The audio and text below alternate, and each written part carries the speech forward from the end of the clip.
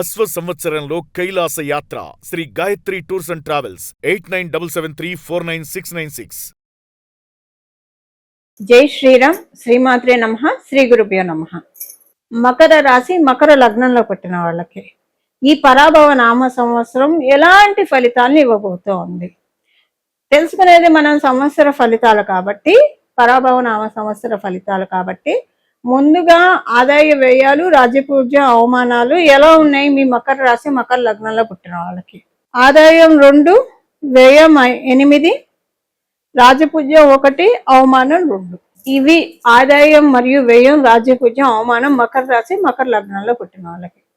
ఇక మనం ఫలితాలు చూస్తే ఈ సంవత్సరం జూలై నుంచి, ఎస్పెషల్లీ జూలై నుంచి అనుకూలతలు బాగా ఉన్నాయి. మీకు బాగా అనుకూలతలు ఉన్నాయి, మంచి ఫేస్లోనే ఉన్నారు జూలై నుంచి.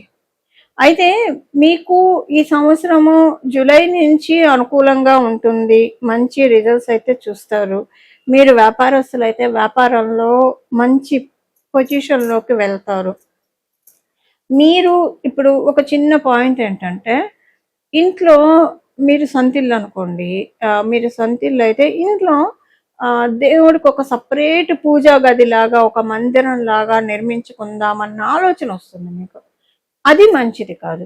అంటే ఒక మామూలుగా దేవుడి గది అందరికీ ఉంటుంది, అలా కాకుండా ఈ దేవుడి గదినే ఒక గుడిలాగా చిన్నగా అలాగా డిజైన్ చేద్దాము, థర్మకోల్తో కావచ్చు, లేదా ఒక చిన్న పార్టిషన్తో కావచ్చు, ఒక ఆర్చ్ చెట్టు ఇలా డిజైన్ చేసి తీసుకుందాము, చెక్కతోటి కావచ్చు, ఇలాంటి ఆలోచనలు మీకు వస్తాయి.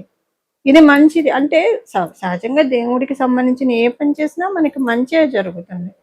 కాదే ఈ సంవత్సరం జూలై నుంచి నేను చెప్తున్నా, జూలైకి ముందు నేను చెప్పట్లేదు, జూలై తర్వాత ఇలాంటివి ఏమైనా చేయాలి అని అనుకుంటే దయచేసి కొంతకాలం మీరు, అంటే జనరల్గా మీరు పూజా మందిరం ఎలా ఉందో అలానే కొనసాగించండి, ప్రత్యేకించి అడిషన్స్ యాడ్ చేయకండి దాంట్లో.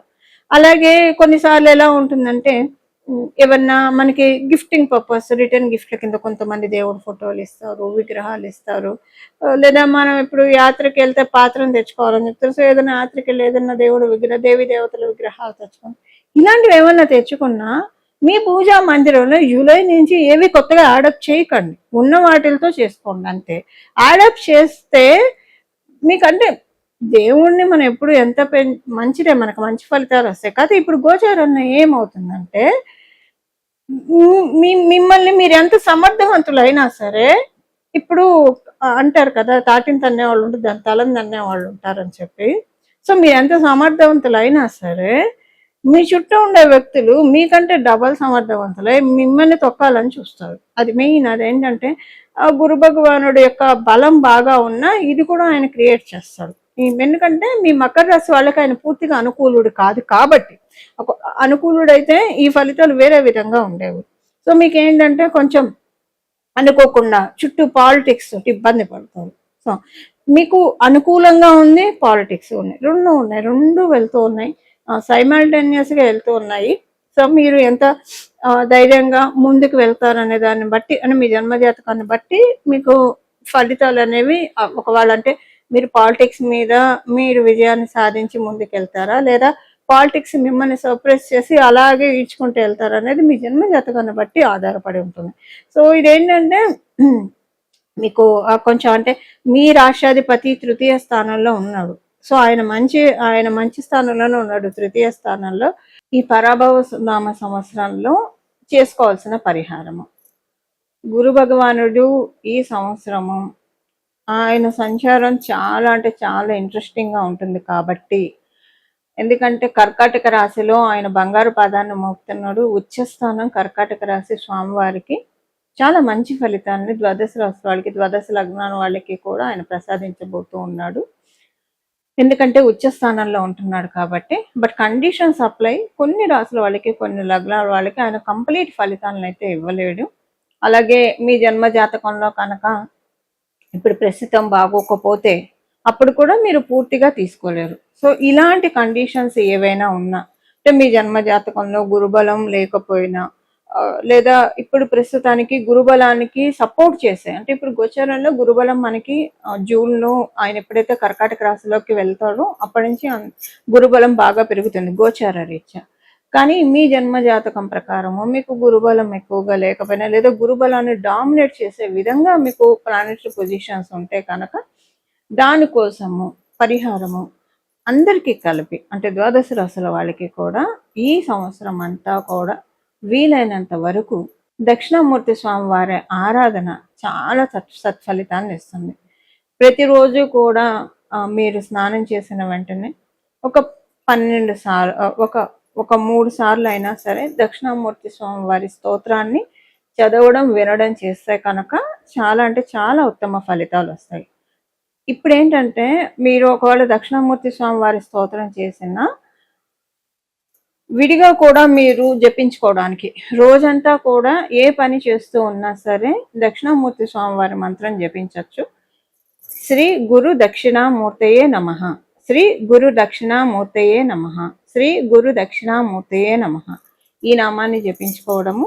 లేదా శ్రీ గురుదత్త జయ గురుదత్త శ్రీ దత్త శరణం మమ, శ్రీ గురుదత్త జయ గురుదత్త శ్రీ దత్త శరణం మమ, శ్రీ గురుదత్త జయ గురుదత్త శ్రీ దత్త శరణం మమ.